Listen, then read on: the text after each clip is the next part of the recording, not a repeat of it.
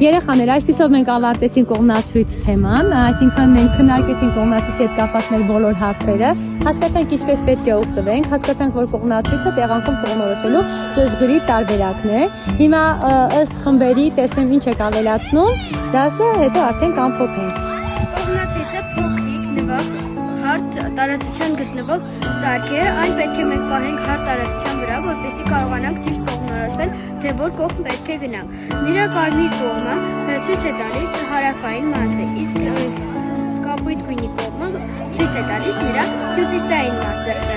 Որպեսզի ճիշտ կողմնորոշվենք, մենք պետք է պահենք հարթ տարածության վրա, հարթ տարածության վրա պահելու համար մենք կարող ենք պահել այն մեր ափի վրա կամ պահենք ինչ-որ հարթ քարի տեղանքում։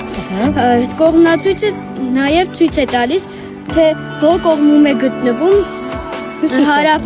արևելյան կողմը եւ հյուսիս արևելյան կողմը։ Մենք կարող ենք ճիշտ կողմնորոշվելու համար այն պահենք այսպես, որպեսզի ճիշտ կարողանանք կողմնորոշվել։ Ճիշտ կողմնորոշվելու համար այստեղ մետաղական տուփի մոտ կան նշաններ, մոտ կան մետաղական նշաններ, որպեսզի ճիշտ կողմնորոշվենք, այն պետք է պահենք եւ իմանանք այն արդյոք տարածության վրա է գտնվում, թե ոչ։ Եթե այսպես պահենք, ապա կտեսնենք, որ այն մի փոքր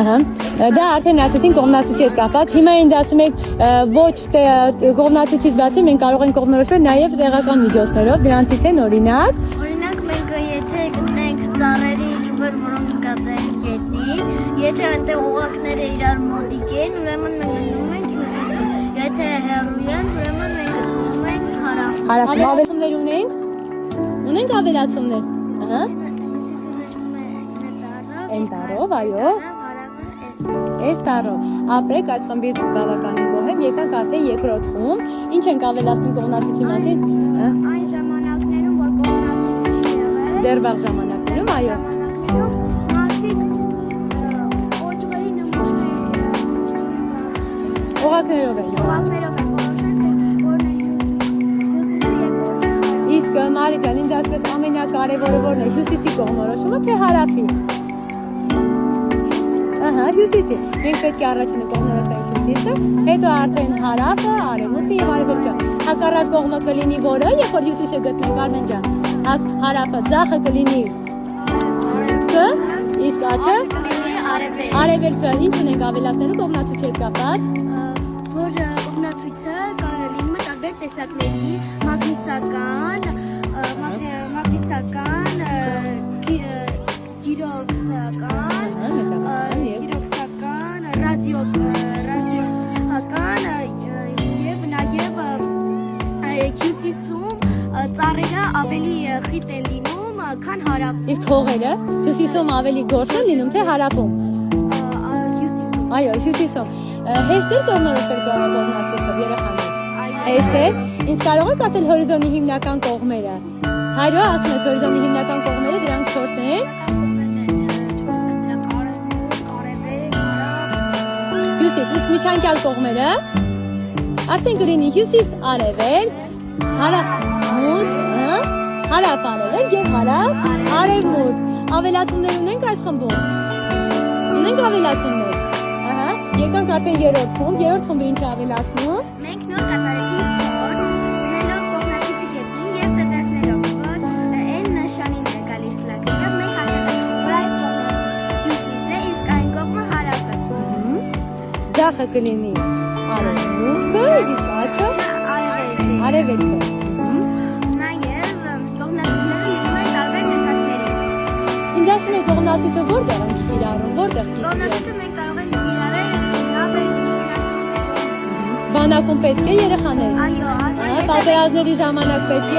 այո, ճիշտ կողմնորոշվելու, բայց պետք է բացի կողմնացույցից մենք իմանանք նաև այն միջոցները, որ կարող է եւ մեզ մոտ չլինի կողմնացույց եւ մենք ենթադրենք հայտնվել ենք անտառում կամ չգիտեմ պատերազմական իրավիճակ է, այո, չմոլորվելու համար մենք պետք է գտնենք նաև տեղական միջոցներից օգտվելու տարբերակները, որ կարողանանք ճիշտ կողմնորոշվել եւ չմոլորվել։ Օրինակ ավելի այո բաց գույն է, ուրեմն մենք գտնվում ենք հարավում։ Նույնիսկ հիմա հեռախոսների մեջ են կան այնպիսի ծրագրեր, որոնք կարող են Իհարկե, իհարկե, բայց հեռախոսը այդքան էլ հուսալի չի, կարող է եւ մարդոց չունենա, չէ, նստի եւ այլն, մենք ավելի ճիշտ կլինի, որ տեղանքում ճիշտ կողմնորոշվի։ Այո, հարթությամբ ճիշտ կողմնորոշվել։